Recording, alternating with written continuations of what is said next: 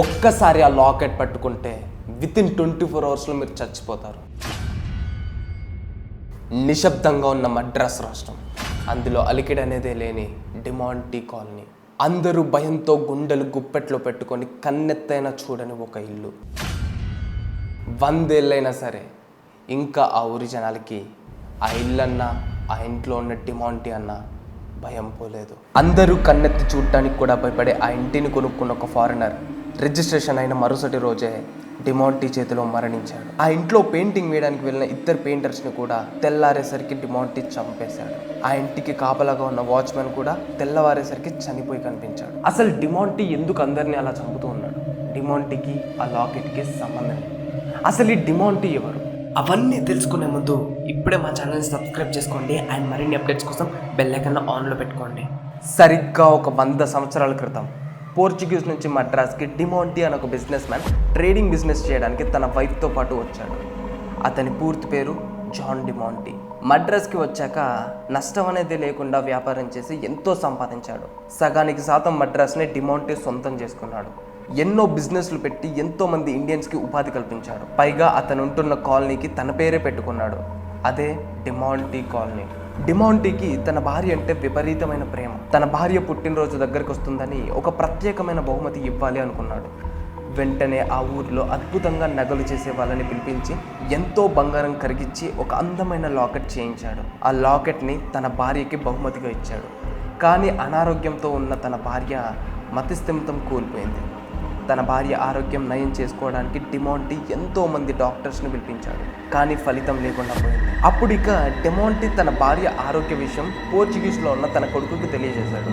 మద్రాస్కి వస్తున్న తన కొడుకు ఒక పడవ ప్రమాదంలో మరణించాడు. కొడుకు మరణించాడు, భార్య మతస్థిమితం కోల్పోయింది. ఇక ఏం చేయాలో తెలియక నిస్సహాయుడైపోయాడు డిమాంటీ. తన భార్యతో పాటు పోర్చుగీస్ వెళ్ళిపోవాలి అనుకున్నాడు. వెళ్లే ముందు ఇండియాలో ఉన్న తన ఆస్తులన్నీ అమ్మాలని కొన్ని నెలలు బయటికి వెళ్ళిపోయాడు. ఆ తర్వాత కొన్ని నెలలకి వచ్చి చూస్తే తన భార్య పరిస్థితి మరింత దారుణంగా మారిపోయింది. సరిగ్గా భోజనం చేయట్లేదని, వామిటింగ్స్ అవుతున్నాయని తెలుసుకున్నాడు.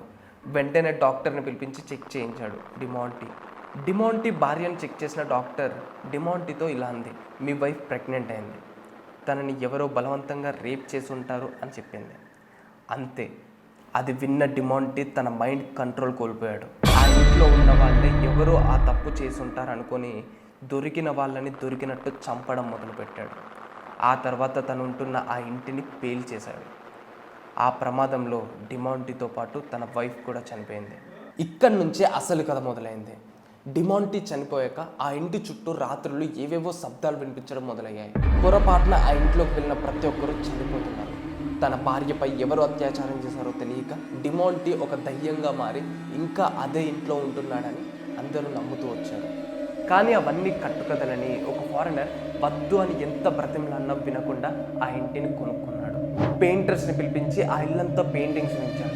కానీ మరుసటి రోజే ఆ ఇల్లు కొనుక్కున్న ఫారినర్ ఆ ఇంటికి పెయింటింగ్ వేసిన ఇద్దరు పెయింటర్స్ చనిపోయి కనిపించారు. ఆ తర్వాత ఆ ఇంటికి ఒక వాచ్మెన్ని అపాయింట్ చేశారు. కానీ మరుసటి రోజే ఆ వాచ్మెన్ కూడా చనిపోయి కనిపించాడు. అప్పటి నుంచి ఎవరు ఆ ఇంట్లోకి వెళ్ళడానికి ధైర్యం చేయలేకపోయారు. కానీ కొన్ని సంవత్సరాల తర్వాత ఒక 4 స్నేహితులు సరదా కోసం ఆ ఇంట్లోకి వెళ్ళారు. కానీ విచిత్రంగా ఆ ఇంట్లో నుంచి బ్రతికే బయటపడ్డారు. కానీ బయటికి వస్తూ ఆ 4గురిలో ఒక వ్యక్తి అక్కడ దొరికిన ఒక లాకెట్ని తెచ్చుకున్నాడు. ఆ లాకెట్ మరేదో కాదు, డిమాంటీ ఎంతో ప్రేమగా తన వైఫ్ కోసం చేయించిన లాకెట్ అది. అంతే, ఆ మరుసటి రోజే ఆ 4గురు వాళ్ళు ఉంటున్న రూమ్లోనే చనిపోయి కనిపించారు. కానీ విచిత్రంగా వాళ్ళు చనిపోయాక ఆ లాకెట్ అక్కడ మాయమైపోయి మళ్ళీ డిమాంటీ ఇంట్లోనే ప్రత్యక్షమైంది. ఆ లాకెట్ని ముట్టుకున్న ప్రతి ఒక్కరూ చనిపోతూ వచ్చారు. చనిపోయాక ఆ లాకెట్ మళ్ళీ తిరిగి డిమాంటీ ఇంటికే వచ్చి చేరుతుంది. బహుశా డిమాంటీ ఇంట్లో చనిపోయిన ప్రతి ఒక్కరూ ఆ లాకెట్ని ముట్టుకొని ఉండొచ్చు. డిమాంటీ ఇంట్లోకి వెళ్ళిన ప్రతి ఒక్కరూ తన వైఫ్ని రేప్ చేయడానికి వచ్చిన వారేమో అనుకొని డిమాంటీ అందరినీ చంపేస్తున్నారు. ఈ డిమాంటీ కాలనీ మీద ఎన్నో రకాల కథలు వచ్చాయి. అందులో ఒక కథ ఏంటంటే, డిమాంటీ ఎవరినైతే చంపుతాడో వాళ్ళ ఆత్మని పైకి వెళ్ళనివ్వకుండా బంధించి ఎంతో నరకం చూపించి టార్చర్ చేస్తాడని ఇప్పటికీ చెన్నై ప్రజలు చెప్తారు.